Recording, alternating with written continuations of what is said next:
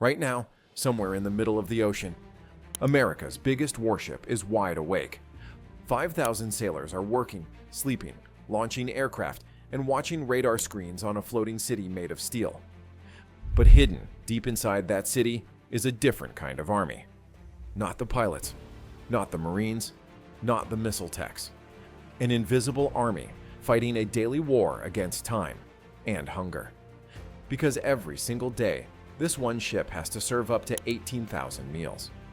Breakfast, lunch, dinner, midnight rations, all cooked in metal boxes more cramped than most restaurant kitchens, while the entire building rocks and rolls with the sea.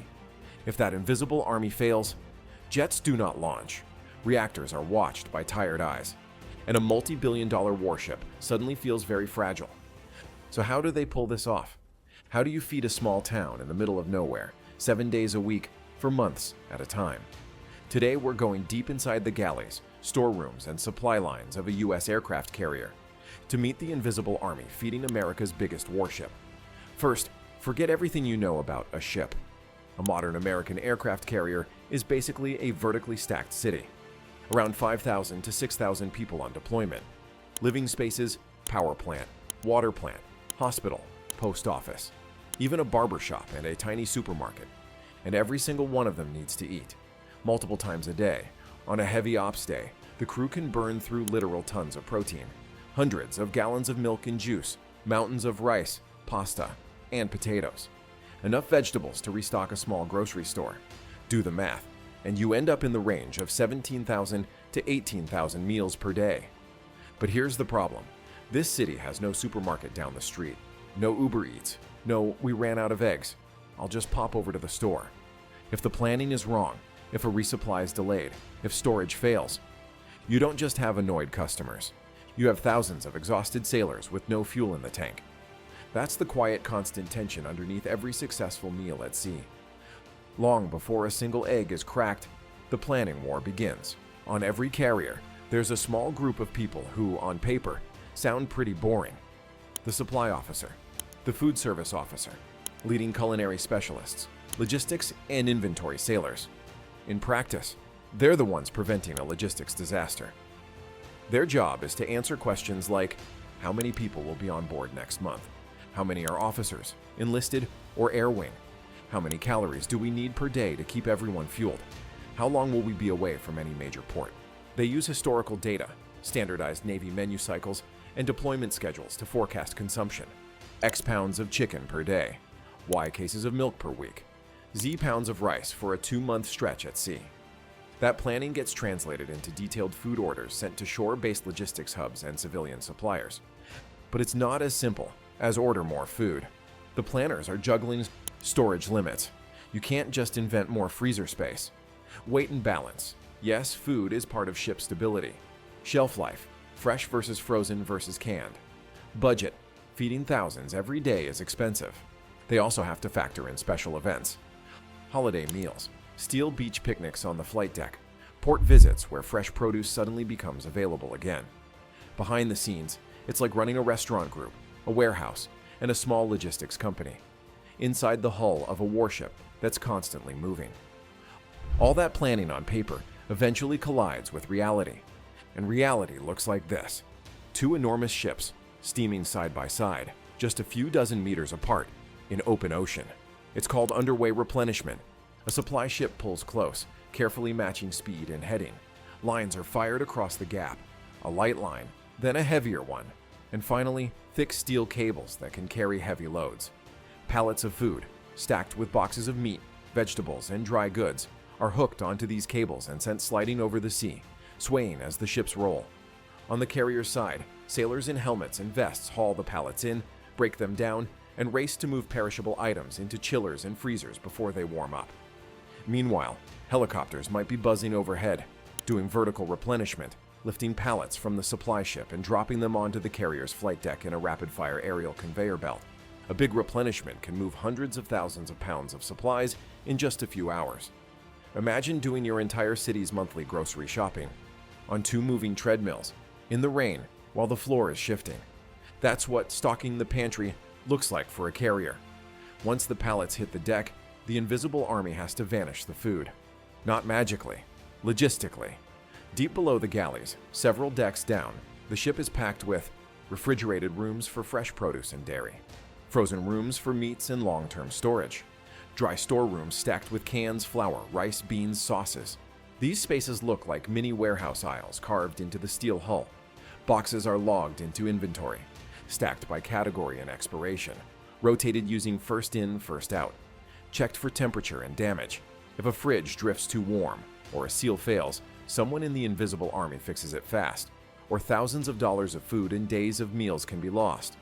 On top of that, they're tracking allergen-heavy items, special diet options, bulk staples like rice, pasta, flour, oil. This is where the planning on those spreadsheets becomes very real. If the math was wrong, this room will start looking empty long before the deployment is over. Now we climb back up into the heart of the operation, the galleys. Depending on the class of carrier, there may be multiple galleys spread around the ship or two main hubs, forward and aft. Either way, the design philosophy is the same. Maximum throughput in minimum space. The galley is packed with industrial gear. Huge steam-jacketed kettles for soups, stews, and pasta. Tilt skillets that fry or grill for hundreds at a time. Racks of convection and combi ovens roasting meats and baking sheets of food simultaneously. Industrial mixers churning dough like cement mixers. Long prep tables lined with cutting boards, trays, and bins. From above, it looks like chaos. From within, it's a carefully choreographed ballet of prep teams, line cooks, platers, runners, dish crews. The carrier isn't cooking custom meals, it's running a high-tempo assembly line. The goal is simple: get hot, safe food into as many sailors as possible in the shortest amount of time, without making anyone sick. So who actually runs this machine? They're called culinary specialists, or CS. On a big carrier, you can have dozens and dozens of them, sometimes over 100, assigned to food service and support. They're often some of the first sailors awake and the last ones to rack out. Most culinary specialists start with basic training like any other sailor, then specialize schooling in Navy food service, food safety, nutrition basics, large-scale cooking, inventory and menu planning. After that, their classroom becomes the ship. Junior CS might start in the scullery, dishwashing, cleaning, trash, basic prep, chopping vegetables, loading pans, stirring vats. As they gain experience, they move up to baking, line cooking, menu execution, eventually management and inventory roles. Inside the invisible army, there's a whole internal hierarchy. Junior CS on prep, cleaning, and basic cooking. Experienced CS running major stations, grill, oven, salad bar, bakery. Leading petty officers overseeing entire meals. A chief or senior CS acting like an executive chef and operations manager combined. They're balancing recipe cards and Navy standards, food safety rules, the realities of what's actually in storage. The very human question: will the crew actually eat this, or hate us for it? Let's walk through a full day in the life of this invisible army. 300 hours. The bakers. While most of the ship is still silent, the bake shop is already awake. Bakers mix dough in massive vats, bread rolls, burger buns, cakes for birthdays or special occasions, cookies for morale. They weigh, shape, proof, and bake hundreds of pieces before sunrise. 500 hours. Breakfast prep. The main galley spins up. Huge kettles of scrambled eggs and oatmeal, trays of bacon, sausage, or ham, pancakes or French toast by the sheet pan, coffee urns filling non-stop. By 0600, the lines open. Sailors come through in waves tied to their duties. Flight deck crews fuel up before dawn launches. Watchstanders coming off the night shift eat breakfast before bed. Others grab a fast plate, then vanish into the ship's compartments. 0800 to 1030. The flip. As soon as breakfast service slows, the flip begins. Leftover breakfast gets safely stored or repurposed. Surfaces are stripped, cleaned, sanitized. New ingredients come up from storage. Lunch menus go into motion. Pasta, rice, stir-fries, burgers, sandwiches, salads. 1100 hours to 1300. Lunch rush. The mess decks are slammed again. Sailors in coveralls, pilots in flight suits, admin staff in polos. Everyone funnels through the same lines, tray by tray. Behind them, the invisible army is replenishing pans, rotating food to keep it fresh and safe, calling out times and temperatures, spot cleaning spills to avoid accidents. Afternoon, reset and prep. Between major meals, CS teams chop vegetables for dinner, thaw meats, prep desserts, restock salad bars, deep clean equipment that got hammered at breakfast and lunch. There's also paperwork, inventory updates, temperature logs, food safety checks, planning meeting for tomorrow's meals. 1600 hours to 1830. Dinner. Dinner is usually the big morale meal: roasts, grilled chicken or fish, potatoes, rice or pasta, steamed vegetables, bread and dessert from the bake shop. It's the one time of day when you feel the entire ship exhale just a little. 2300 hours. Midrats. Finally, there's midrats, midnight rations. Leftovers are turned into chili, stews, casseroles, sandwiches. Fresh batches of eggs or simple hot food are put out. This is the meal for night watch standers, midnight flight ops crews, anyone whose schedule doesn't fit normal hours. When most people would be in bed, the invisible army is still pushing food, still scrubbing pans, still resetting for another cycle. Then the clock rolls back to 0300, and it starts all over again. Behind every tray of food, there's a hidden layer of logistics. The culinary specialists are constantly checking holding temperatures, rotating food to stay within safe time windows, discarding anything that might risk food poisoning. On land, a restaurant giving 50 people food poisoning is bad. On a carrier, 1,000 sailors getting sick at once is a readiness crisis. Then there's the human side. Even in the middle of the ocean, some sailors have allergies: nuts, gluten, shellfish. Need lower sodium options. Avoid certain foods for religious or ethical reasons. The galley can't run like a custom order restaurant, but it still tries to provide options. Clearly labeled dishes, a basic salad bar and simple proteins. Sometimes set-aside trays or special prep to prevent cross-contamination. Food isn't the only consumable the Invisible Army touches. Carriers produce their own fresh water using desalination systems. Seawater in, steam and distillation, filtration and treatment. Then it's used for drinking, cooking, and cleaning. The culinary specialists rely on this constant river of water to cook rice and pasta, wash vegetables, clean gear, run dishwashers and sanitation sinks. If the water plant goes down, the galley feels it quickly. Feeding a carrier isn't cheap. The daily food bill can easily hit tens of thousands of dollars, adding up to millions over the course of a deployment. That's why inventory management matters. Waste is money, and readiness thrown away. Efficient use of leftovers is encouraged, but never at the expense of safety. And when menu fatigue sets in, sailors head to the ship's store. It's a mini convenience store on board. Chips, candy, instant noodles, energy drinks, basic hygiene items. The Invisible Army in the galley keeps everyone fed. The mini market hits the cravings that remind people of home. Together, they help keep morale from cracking. Now push this entire system to its limits. Picture this. The carrier's been at sea for months. The ops tempo is high. Pilots are flying long missions. Engineers are working brutal watches. Fresh produce is already scarce. Then a storm rolls in. Seas are too rough for safe replenishment. Helicopters are grounded.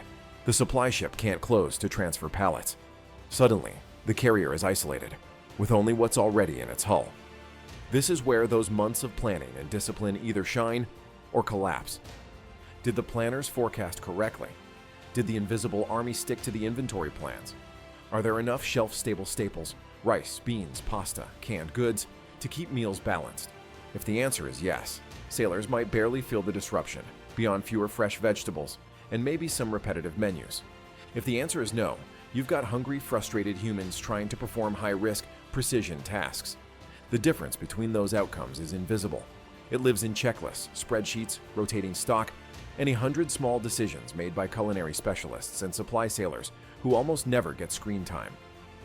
When people picture aircraft carriers, they see jets screaming off the bow, arresting gear slamming as planes land, captains on the bridge scanning the horizon. Almost nobody thinks about the sailor who's been baking since 3 a.m., the junior CS scrubbing pots after a 16-hour shift, the petty officer double-checking a freezer temperature log at midnight. But the truth is simple. Without food, the warship becomes a cold metal shell full of tired people. Pilots don't fly as sharply on an empty stomach. Maintenance crews miss details when they're underfed and overworked. Morale tanks and discipline frays at the edges. Food is not a side project. It is a core part of combat readiness. On a carrier, a well-run galley keeps people fueled, gives them a daily routine, delivers tiny moments of comfort in a very unforgiving environment. A hot plate of decent food, on time, after a brutal shift, can be more powerful than a motivational speech. So the next time you see one of these giants on the news, launching aircraft, showing the flag, projecting power across the globe, remember the people you don't see. The bakers up before dawn, the culinary specialists sweating over steam kettles, the storekeepers counting boxes in a refrigerator 3 decks down, the dishwashers up to their elbows in suds at midnight. This is the invisible army feeding America's biggest warship. They don't just feed a ship. They keep it human, focused, and ready. They win a quiet war every single day. Against hunger, fatigue, and distance. If this opened your eyes to the hidden logistics behind military power, hit like so more people actually see it. And if you want more stories about the systems and people behind the world's most powerful machines, consider subscribing. Because sometimes the most important battles are won in the galley.